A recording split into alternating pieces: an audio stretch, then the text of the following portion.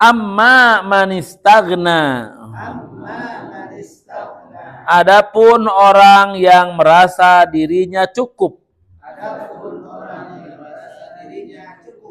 Fa'anta lahu tasadda. Maka engkau memberi perhatian kepadanya. Wa ma'alaika. Padahal tidak ada celah bagimu. Allah yazzakka. Kalaupun dia tidak menyucikan diri. Wa amma man ja'aka. Dan adapun orang yang datang kepadamu, yas'a, dengan segera, wa huwa yakhsha, dan dia takut kepada Allah, fa anta anhu, maka mengapa engkau kepadanya talaha, malah mengabaikannya. Kalau dibebaskan terjemahnya, telah datang kepadamu seorang yang buta. Nanti ada sejarahnya, yaitu Ibnu Ummi Maktum, ya. Itu muazzinur Rasul, itu muadzinnya Rasul itu, ya, itu. Anjahul ama, ya, itu karena dia seorang yang buta, ya. Itu. Ama itu buta kedua-duanya, itu, ya. Wa ma yudrika la'allahu yazakka. Tahukah engkau Muhammad bahwa dia itu datang, Ummi Maktum ingin mensucikan diri. Maksudnya ingin mensucikan diri, ingin mendapatkan fitrah Allah, yaitu tauhid, ya, gitu. Beriman lah, gitu. Ingin beriman, ya. Rasulullah terang pan, ya. Au yazakkaru fatanfa'ahu dzikra. Atau dia itu datang itu karena ingin mendapatkan pengajaran yang bermanfaat baginya. Itu. Tapi yang datang itu kan miskin jeung teu ningali, gitu, ya. Gitu. Maka Rasulullah abasa, Rasulullah teh berpaling, masam dan berpaling, ya, itu. Berwajah masam, gitu. Terus berpaling untuk menghadap, begitu, ya. Itu, ya. Itu. Itu bahwa Rasul itu manusia biasa, ya. Nanti kita bahas, ya. Au yazakaru fatanfa'ahu dzikra, sudah, ya, itu. Amma man istaghna, malah kamu menghadapi orang yang tagna, istaghna itu berkecukupan, ya, itu, ya. Orang yang serba cukup datang, penggede lah, penggede teh, pembesar, ya, tokoh itu. Fa anta lahu tasadda, ta ari kana kitu mah Rasulullah malah tasadda, melayani dengan baik. Itunya padahal can puguh beriman tah. Gitu. Wa ma alaika alla yazakka. Nah, ya tidak mensucikan diri, gitu. Balaga loba gengsi dan sebagainya, gitunya. Malah Rasulullah sibuk melayani mereka. Gitu. Para tokoh-tokoh, ya, itu. Ari anu puguh-puguh tarik mendapatkan ilmu, beriman. Rasulullah diabaikan. Kekewai sedang berunding dengan orang-orang yang pejabat-pejabat. Wa amma man ja'aka yas'a, gitu, ya. Adapun orang-orang yang datang dengan segera, artinya orang yang baik datang dengan segera, ya. Ciri orang-orang yang akan mendapatkan mardotillah itu di antaranya adalah orang yang segera, ya. Segera. Nanti saya sampaikan ada 5, ya.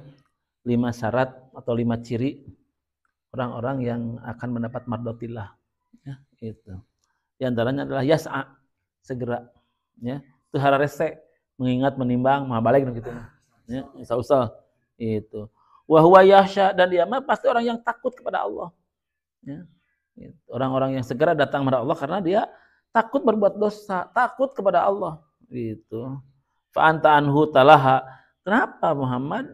Justru kamu itu kepada mereka lalai. ikan segera hayang datang lalai ikan hararese malah di teangan gitu ya. Itu sifat manusia itu. Manusia itu. Bahwa Rasulullah pun manusia itu ya. Rasulullah manusia biasa gitu. Hanya Rasulullah ditegur teh dosanan teu loba Rasulullah ya. Dan bukan dosa besar Rasulullah ditegur teh. Ya gitu. Karena ketidaktahuan gitu ya. Nah, beda jeung urang yang ngepluk ke magnum menggus bogoh teh magnum. Dihaja teman meuli teman. Ya gitu. Jadi magnum mah enggak ngaji ya wae magnum.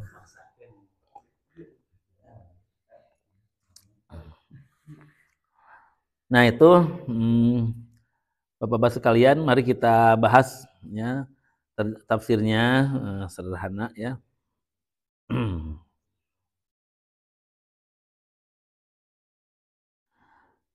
Surah Abasa ya, surat ke-80 Makkiyah, 42 ayat sudah saya share di grup ya.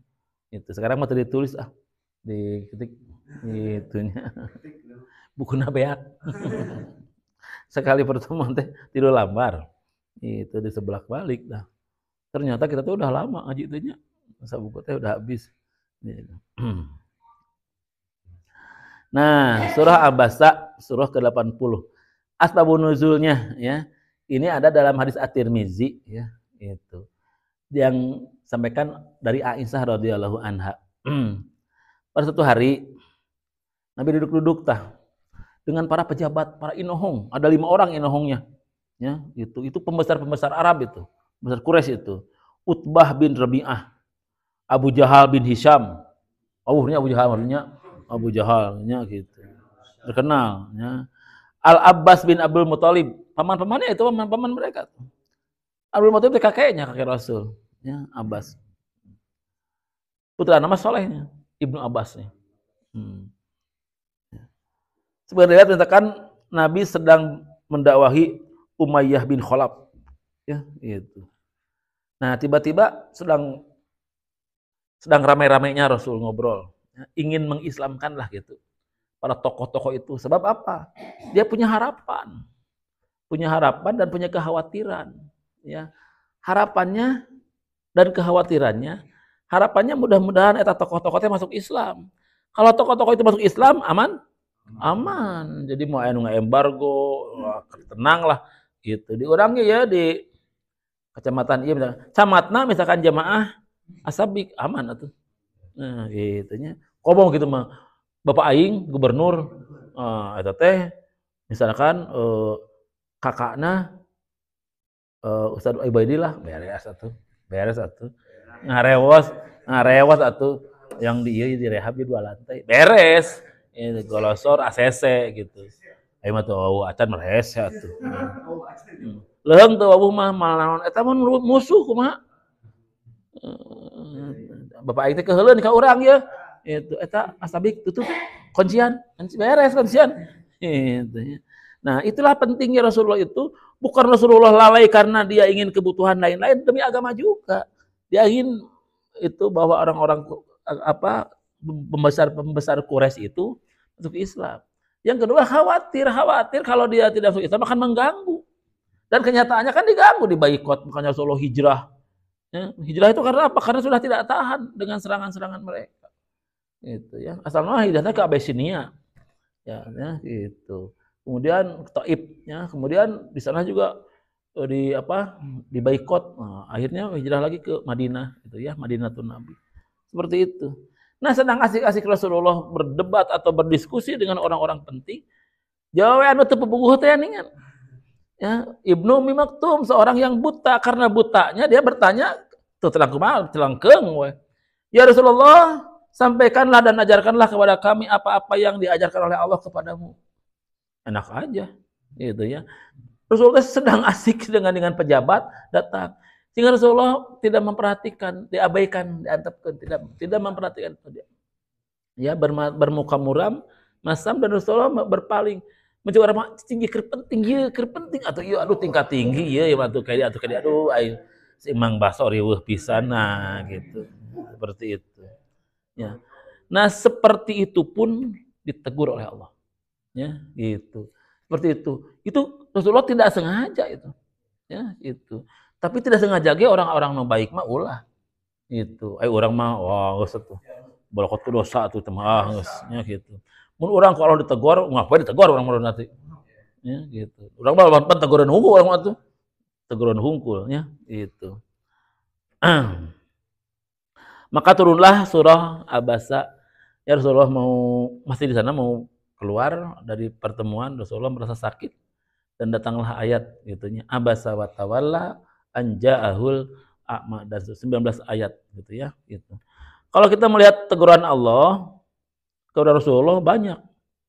Ada 9 dalam Al-Qur'an ya. Rasulullah ditegur oleh Allah. Ya. Bukan karena Rasulullah berbuat jahat, tidak ada. Gitu. Komo dusta tidak ada. Tapi kebanyakan itu karena perasaan keraguan karena manusia biasa. Yang pertama, perang Uhud dalam Ali Imran. Ketika perang Uhud, kan kalah. Sampai Hamzah paman Nabi itu jantungnya diambil ku Hindun. Dijuet, dimakan. Karena ketika perang Badar penuh umat Islam menang. Itu ya, itu. Nah, itu. Abu Jahal kan terbunuh. Itu. Nah, pencinta Abu Jahal itu ya, sakit hati itu. Ya, makanya pada perang Uhud kaum muslimin kalah gitu ya. Maka yang membunuh Abu Jahal teh adalah Hamzah ketika perang Badar teh. Nah, pas perang Uhud dibalas Hamzah tuh dibunuh ya itu. Yang membunuh namanya apa? Lupa lagi yang membunuhnya itu. Bukan. Wahsi. Ya, Wahsi itu yang kabur-kaburan teh gitu ya. Wahsi itu dia mah bukan perang, dia mah bukan ikut perang, dia mah. Itu mah ngintip mereka bunuh gitu. Pan dia sedang berperang lah. Kalau perang zaman dulu tuh gentle aja lawan hiji. Ya, cuma ngabongohan. Wahsi itu ngabongohan gitu. Itu dibunuh, maka dibelah dadanya, diambil jantungnya. Ku Hindun teh. Al-Imran tah. Itu. Rasulullah menyampaikan, ya, aku akan membalas kematian ini dan aku akan menghabisi 70. Nah, itu ya. Itu. Nah, itu kan itu tuh bukan dendam pribadi, dendam keislaman itu. Ya, gitu. Ditegur oleh Allah. Tong kitu num, magnum gitu. Yang kedua pada waktu perang Badar ya, Surat Al-Anfal juga ya gitu. Rasul ditegur. Karena yang pada waktu perang Badar tawanan itu dikumahakeun tawanan dia begitu ya. Itu. Kata Umar bin Khattab, bunuh semua. Umar teh ya atuh. Itu. Kata Abu Bakar, lepaskan. Itu ya. Nah, gitu. Maka Rasulullah melepaskan sebagian. Gitu. Allah tidak suka. Ditegur oleh Allah dalam surah Al-Anfal. Itu. Kenapa? Bager teuing teman. Itu. Bager teuingnya gitu. Itu. Maka itu sifat kemanusiaan. Jadi bukan karena sengaja atau apalagi melanggar ketentuan Allah, tidak. Ya. Yang ketiga, bermuka masam ieu ieu mah. Ayeuna. Yang ketiga mah abasa eta. Ya, gitu. Yang keempat, mengizinkan orang munafik tidak berperang. Ya, di Madinah eta. Itu. Harus perang, yang laki-laki jag-jag, kuat ngarokok, kudu perang. Berarti sehat. Itu. Ada yang api-api gerik dan sebagainya, itu orang munafik. Maka Rasulullah diizinkan tidak berperang. Allah menegurnya. Ulah semacam orang gitu. Tidak perang. Itu membedakan mana munafik, mana yang muslim itu. Ya, gitu. Kemudian Rasulullah pernah mensalatkan orang munafik. Ya, itu. Ditegur oleh Allah. Ya, dalam surat At-Taubah itu. Ya, gitu. Kemudian pernah Rasulullah mengharamkan madu, pernah. At-tahrim teman. At-tahrim. Karena kaisi ieu. Madu lieur atuh madu wae. Gitu. Akhirnya Rasulullah, mulai hari ini aku dahar minum madu gitu. Ditegur oleh Allah, kitu wae pirage. Ditegur gitu. Ya, urang mau wah geus mandi dosanya. Itu. Berikutnya Rasulullah disuruh menikahi Zainab. Ya. Zainab itu mantan anak angkatnya. Dia punya anak angkat namanya Anas bin Malik. ya gitu. Atau Zaid bin Harisah, ya itu ditikah itunya tebogoheun tah istrina teh ka Zaid bin Harisah teh beda kelas atuh. Ya gitu. Terus kupu gitu. Imam mantan pembantu atau itu putra juragan. Tapi karena Rasulullah asalnya yang melamarkan Rasulullah. Daek gitu. Sebelum tangan itu awet. Itu akhirnya bercerai gitu. Rasulullah dipilih orang menikahi ku Allah. Rasulullah takut oleh ucapan manusia. Nanti apa kata dunia gitu, ya. Mantan anak angkat ditikah. Dan pada saat itu hukum di jahiliyah itu anak angkat itu sebenarnya anak kandung. Hukum jahiliyah mah. Maka untuk menghilangkan hukum itu, apa hukum jahiliyah tabahun? Nah, kamu terima pakai hukum jahiliyah begitu. Rasulullah ditegur. Gitu ya, itu. Jadi Rasulullah teh dingkengke teh menikah teh malamar teh. Ka Zainab. Akhirnya Rasulullah melamar, tegur oleh Allah. Gitu.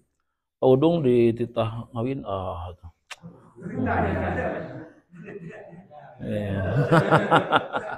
pada gitu nya gitu terdepan atau gitu mah nya gitu itu mah rese atau Ustaz Udung mah malah aya nu dicarek ge runtuh we aya eta mah Ustaz Ubaidillah eta mah diulah-ulah ge nyurungkuy we aya nu kitu eta itu ya. Nah itu ya itu Al-Ahzab itu ya.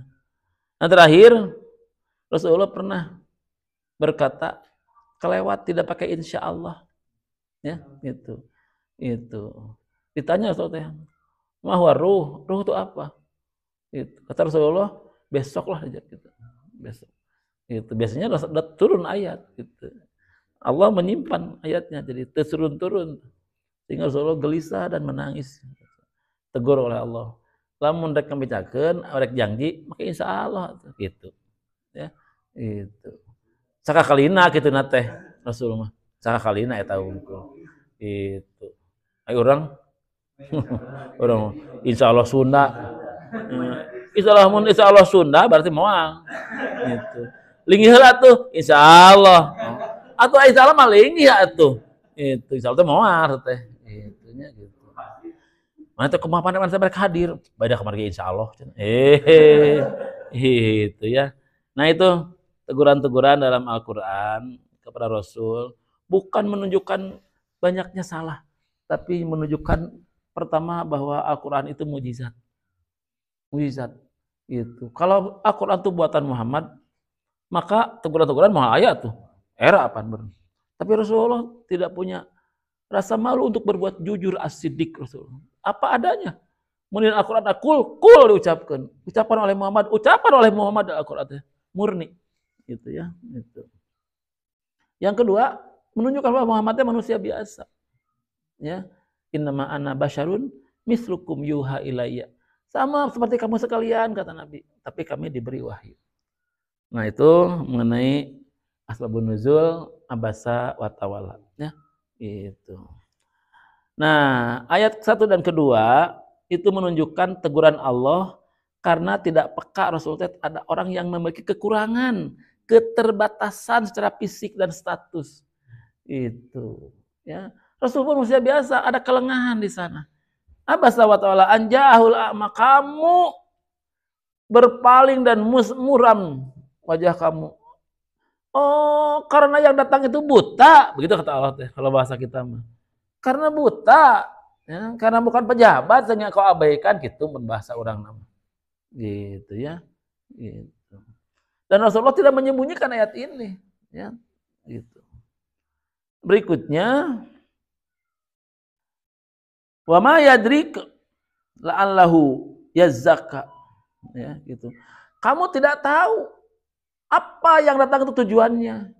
Jadi yang datang itu jangan dilihat pakaiannya, jangan dilihat kedudukannya, jangan dilihat kendaraannya. Nu ningali naon tujuan nana kudu nama gitu. Orang kalau datang menghormat naonana tah. Tujuan nana, ucapan nana, mobilna, bajuna. Mobilna di urang mah utama jabatan anak komo nu datang teh wakil rakyat DPR gelo ge tarima we da wakil rakyat atuh gitu Datang miskin ya. Padahal ilmu ayaan jeung niatna halus teh bejaan. Tadi aduh tadi begitu ya gitu. Seperti itulah. Wa ma yadrika. Wa ma yudrika. Kamu tidak tahu ya gitu. Apa keinginannya? La'allahu, mudah-mudahan ya itu. Itu litaroji itu ya gitu. Artinya harapan besar bahwa dia itu akan mensucikan diri. Ya zaka itu dalam tafsir Ibnu Katsir sampaikan, ya zaka itu adalah muslimat, beriman, mensucikan diri, artinya fitrah atau iman begitu. Dia akan beriman. Dan dia ingin mendapatkan pelajaran, ya zakar, ya. Dan ingin mendapatkan manfaat dari pelajaran yang akan kau berikan. Orang baik tujuannya baik, mau beriman, ingin mendapatkan pelajaran. Kenapa diasingkan? Kenapa diacuhkan begitu? Nah, ayat 5 sampai 10-nya itu ada dua intinya, ya. Yang pertama, untuk orang-orang yang berharta, berkuasa dan berkedudukan itu ya mereka merasa cukup, ya. Orang-orang yang merasa cukup tidak butuh dengan ilmu. Orang benghar rata-ratanya benghar, anaknya tara sekolah tara. Tuh yang perguruan tinggi itu anak benghar mah kenaon atuh. Presiden urang kayak geningan, mantan presiden urang. Sekolahnya terbalik sekolahnya itu. Padahal eta biaya gede gitu, lamun dibikin kasih magdum kuliah pastinya. Oh, atuh. Nah, betul kuliah orang modal, nya gitu. Ya. Kalau lagi nges ka Pluto langsung. Ayo loba duit mah. Nah, teu betul kuliah teu boga duit. Justru karena teu boga duit teu kuliah gitu. Nah, orang-orang yang kaya mah justru tidak butuh dengan ilmu itu. Kenaon lah. Di segala aya duit loba. Gitu, rata-rata bangor, sok angkatan bapak-bapak, punya angkatan pasti teman-teman. Yang kaya raya, itu bener sekolah teh. Gitu. Anu butuh mah betul-betul walaupun miskin, lempang soalnya 8 kilo, inti tuh dah yang lulus gitu ya. Tapi kenapa kepada orang-orang yang istagna, orang-orang yang cukup, terbutuh, tapi lain, kamu teh meni tasadda, meni semangat untuk mengajak mereka gitu. Itu teguran Rasulullah itu. Ya, gitu. Padahal mereka Allah tazakka, mereka tidak mau mencucikan diri. Gitu ya. Itu. Ini Allah menegur, jangan kau sibuk udah begitu. Nunggu puguh-puguh mau mencari ilmu diantepkeun, ari eta nu harese dikejar-kejar gitu. Pawawan saudara pernah pawawan keur ngora kitu. Iya geus deketan jeung geulis jeung saleh dan sebagainya, api lain we. Oh itu yang anu juta jete di udag-udag terus soleh berang teh tungtung nama da mahal teh ya geningan. Nah atuh ieu tanu buku soleh tah. Gitu. Sok kitu jelema mah. Mun geus kapimilik sok asa eueuh. Nu acan asa hayang. Jelema mah kitu jelema mah. Di mana-mana seperti itu, ya. Orang-orang kenapa tidak bersyukur? Karena mereka menghitung yang belum. Belum punya ini, belum punya ini. Jadi belum terukur, udah segala terboga. Gitu. Padahal di imah teh rumah aya, mobil aya, eta syukuri eta nu aya, anak aya sarehat gitu. Bet jangan eueuh di imah. Nah, dihitung. Nah, itu kesalahan. Ya, itu. Terus apa ruginya? Apa mereka tidak beriman? Kan bae itu beriman masing-masing. Memang dapat hadiah naon? Lamun orang-orang yang kita beri pengertian menjadi beriman, apa hadiahnya? Enggak dapat hadiah. Gitu. Dan mereka tidak akan beriman. Begitu ya. Itu. Yang kedua, orang yang miskin tapi hatinya hidup, segera datang dan takut berbuat dosa. Nah, itu mereka itu yang segera datang. Ya, segera datang. Itu ciri orang-orang yang akan mendapat mardotillah. Ya. Ada 5 kelompok orang yang akan mendapat ridho Allah. Ya, gitu. Yang pertama yang segera datang. Itu. Untuk orang aja ngaji itu kabarangan, henteu. Tah menang mardotillah mah mun kabarangan mah teuing tah. Kemana heula, kutang kuliting heula gitu. Nah gitu ya gitu. Kacai nago gerila gitu ya gitu.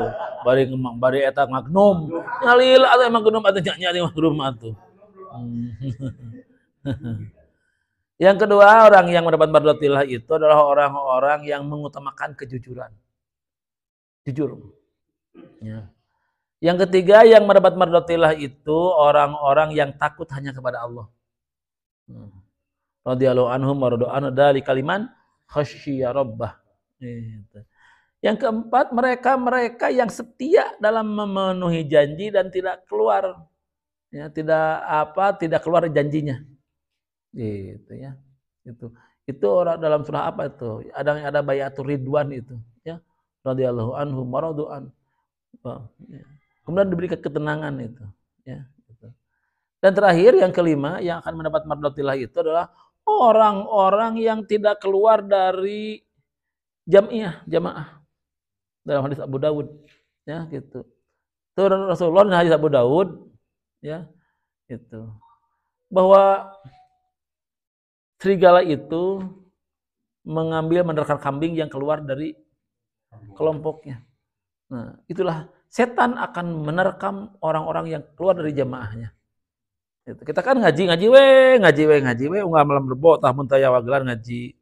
Teureunah ngaji teh diterkam oleh setan. Gitu. Ya, gitu.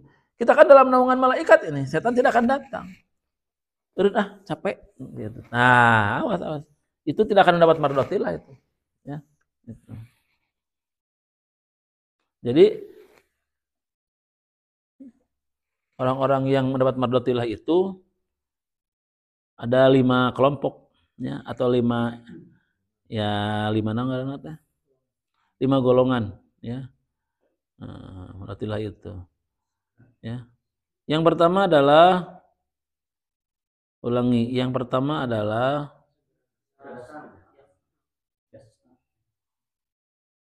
bersegera. Yang kedua itu dalam surat Toha ayat 83 itu. Yang kedua mengutamakan kejujuran. Ya. Kejujuran. Ya. Surah Al-Maidah 119. Yang ketiga takut hanya kepada Allah. Apal tama? Al-Bayyinah ayat 8. Ya, radhiyallahu anhum. Dari kalimat hosya Rabbah. Ayat Al-Bayyinah sebelah ayat 8 ayat terakhir eta. Ayat deui kade. Ya, gitu. Yang keempatnya janji setia, taat dalam berjuang, ya. Nah, itu surat Al-Fath ayat 18. Ya, gitu. Yang terakhir, maaf tadi salah itu. Yang terakhir itu mereka yang ruku dan sujud terakhir. Ruku dan sujud itu. Masih Al-Fath itu. Ayat ke-29. Muhammadur Rasulullah wallazina ma'ahu asyidda wal kuffari ruhamau bainahum.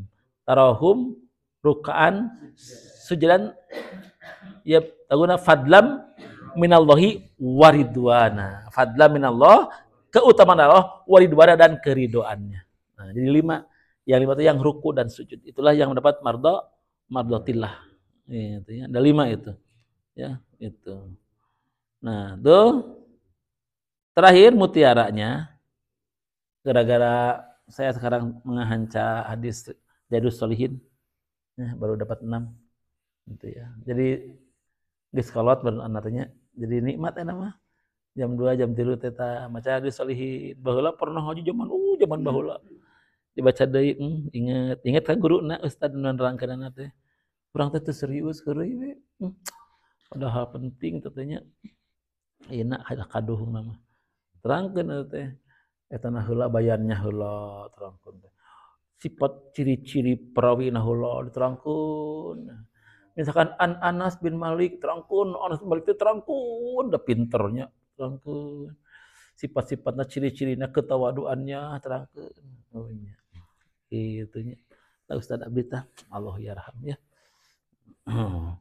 Nah, mutiaranya yang pertama teguran kepada Nabi SAW karena bermuka masam dan berpaling kepada Abdullah bin Umi Maktum serta khawatir keislaman pembesar Quraisy. Jadi ari anu puguh-puguh datang dengan serius mau berislam, mau cari ilmu itu diacuhkan mencari kemungkinan-kemungkinan dari kafir Quraisy yang belum tentu. Yang kedua, nah, adanya teguran tersebut menjadikan hukum buat kita teridentifikasi bahwa hal yang penting harus didahulukan daripada kekhawatiran. Kekhawatiran, harapan kan belum tentu. Gitu. Ayo penting mah udah jelas penting ya. Nah, nu penting heula, nu khawatir heula, nu penting heula. Jadi hukum itu. Ya, itu. Ya budak tos beol budak anak orang teh kudu dinaonan tah?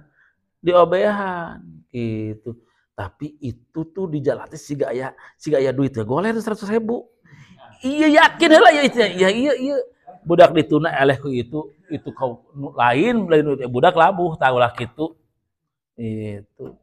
Jadi tertibnya harus jelas tertibnya gitu. Dalam beribadah pun harus tertib. Yang wajib dulu, kemudian yang sunat. Demikian tertibnya. Bukan berarti yang sunat diabaikan, bukan, yang wajib didahulukan. Kenapa? Sate sahabat zaman Nabi Musa teh anu Jurej. Kenapa Jurej itu mendapatkan hukuman dari Allah? Ya, dia dipermalukan di depan orang-orang. Kenapa?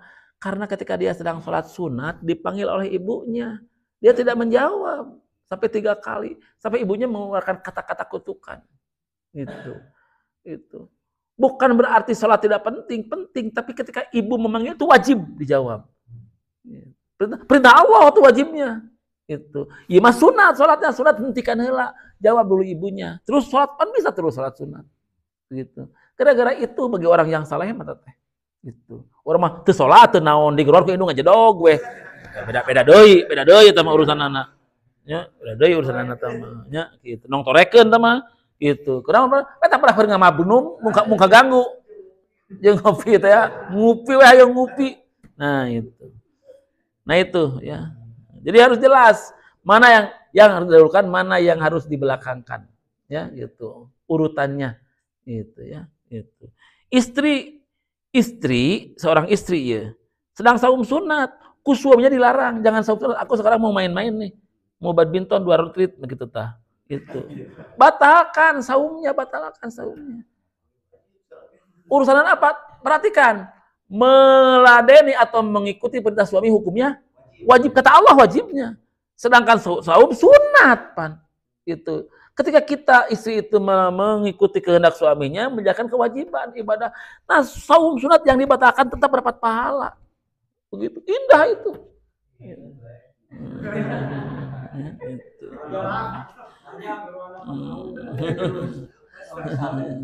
Kumahun saum Ramadan? Nah, karena wajib eta mah teh bisa wajib perintah Allah tama. Itu ulah dijieun-jieun. Kada bisa salah dengen. Cek Ustaz Udung walaupun wajib oke teu bisa lain gitu. Ya. Itu. Ya, itu. Wajib mana udud ngupai. Terakhir wajib adanya persamaan dalam Islam, bukan rupa, harta dan status sosial. Siapapun yang datang, jangan mana yang didahulukan yang lebih dulu datang. Datang si A nih, si A datang nih, miskin. Datang si B beunghar, si B heula ulah kitu.